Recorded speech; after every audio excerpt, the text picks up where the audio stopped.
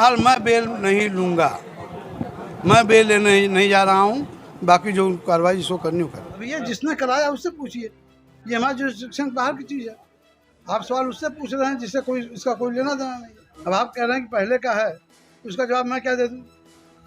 किसने कहा कि हड़ताल चल रहा है? जहाँ मुझे तालाबंदी है वहाँ पे? जी नहीं, कहीं कोई तालाबंदी नहीं है, गलत न्यूज है आपके पास।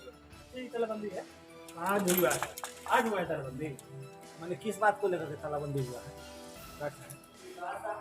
हम कैसे बताएंगे क्या है? तालाबंदी है ही आप कह रहे हैं। हमारा आया है आज बंद है, यूनिवर्सिटी गेट बंद कर दिया। अच्छा, मैंने सारा काम धाम भी आज कुछ नहीं हुआ है, कुछ सब ठप है सब। लेकिन पीआरए बिहार विश्वविद्यालय के कुलपति, कुल सचिव, वित्तीय सलाहकार और वित्त पदाधिकारी के खिलाफ वित्तीय अनियमितता के मामले में विश्वविद्यालय थाना में प्राथमिकी दर्ज कराई गई है।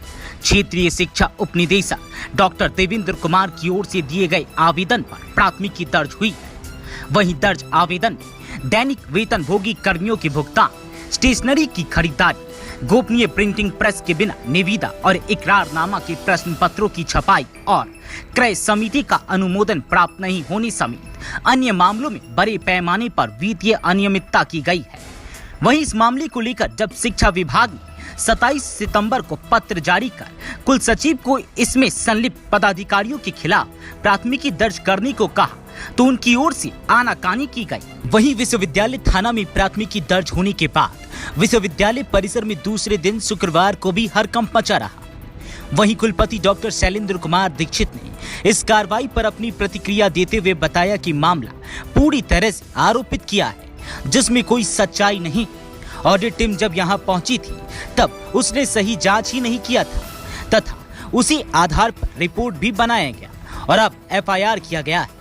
मामला पूरी तरह से बेबुनियाद है तथा इस मामले में मैं बेल भी नहीं लेने जाऊंगा, भले ही जेल क्यों न जाना पड़े।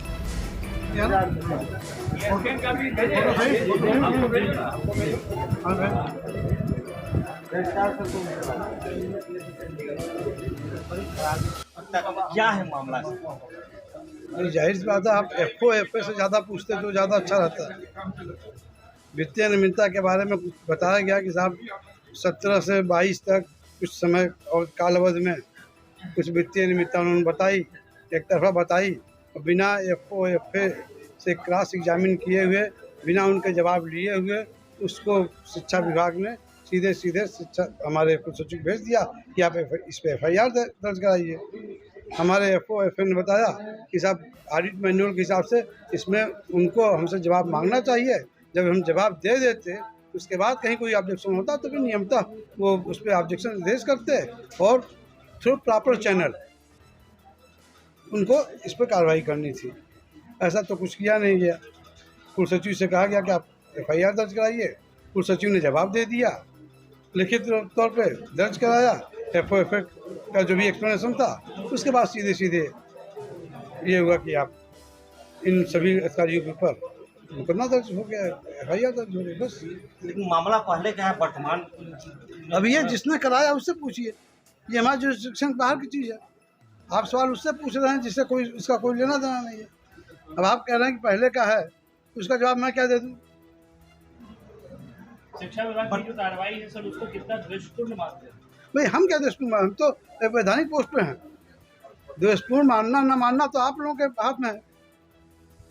आप भी एक नागरिक हैं और यहाँ से जुड़े हुए हैं, प्रबुद्ध नागरिक आप लोग हैं। ये आप लोग बताएंगे कि क्या सही है क्या गलत है। आगे क्या होगा? अब आगे तो मुझे नहीं कुछ कहना है। मैं शिक्षकेतर कर्मचारी महासंघ जो कहेगा, विश्वविद्यालय के मेजर स्टेक होल्डर वो हैं, उसके बाद हमारे छात्र संगठन है, ये स्टेक होल्डर्स हैं। हम लोग तो पदाधिकारी हैं केवल।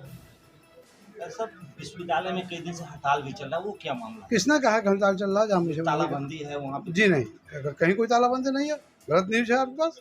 बाबा साहेब भीमराव अम्बेडकर यूनिवर्सिटी मुजफ्फरपुर में कल दिनांक 5/10/2023 को डॉक्टर देवेंद्र कुमार, जो कि क्षेत्रीय शिक्षा उपनिदेशक तिरुर प्रमंडल हैं, के द्वारा वहाँ के कुल सचिव, वहाँ के वित्त पदाधिकारी, कुलपति, वित्तीय सलाहकार, इन लोगों के ऊपर पिछले कुछ वर्षों में राज्य सरकार के द्वारा जो अनुदान दिया गया उनका नियमानुकाल नियमानुकूल उपयोग नहीं करने और जो बिहार वित्त विभाग के जो वित्तीय नियम है उनका अनुपालन नहीं करने और वहाँ में जो अनियमितताएँ हैं उनके संबंध में आरोप लगाते हुए FIR रजिस्टर की गई है। कई धाराओं पे जी सर एक आरोप लगाया जा रहा है, कल रात छापेमारी हुई, इस दौरान हॉस्टल में मतलब मारपीट की गई छात्रों से, इसको किस रूप में देखते हैं? नहीं, दोनों का कोई आपस में संबंध नहीं है। जो छापेमारी की गई है वो मुजफ्फरपुर ज़िले में एक थाने के अंतर्गत एक व्यक्ति को पकड़ा गया था और हथियार के साथ पकड़ा गया था। उसी के कन्फेशन में ये चीज़ बताया गया था कि PG हॉस्टल 3 में कुछ लोग हैं जो हथियार के साथ रहते हैं या फिर असामाजिक तत्वों का वहाँ पे जमावड़ा रहता है। उसी का सत्यापन के लिए वहाँ पर छापेमारी की गई, तो उसका इस FIR से कोई रिलेशन नहीं आरोप निराधार है है। जी सर, इस मामले में कब तक कार्रवाई होगी? FIR जो हुई है इस मामले में एविडेंस कलेक्शन किया जाएगा। इसमें एविडेंस कलेक्शन करने के बाद में जो भी आगे का जो भी कार्रवाई होगा वो फिर किया जाएगा। देखिए, धरना प्रदर्शन का तो हम लोगों को संज्ञान में नहीं है कि धरना प्रदर्शन कानूनी कार्रवाई के विरुद्ध भी की जा सकती है, लेकिन कल एक FIR किया गया है और वो RDD साहब इस FIR के कंप्लेनेंट हैं और FIR यूनिवर्सिटी अथॉरिटी पर फाइनेंशियल इरेगुलरिटीज़ को लेके हुई है। डिटेल अभी ज़्यादा नहीं दे सकते हैं चूँकि अनुसंधान पर इसका असर है।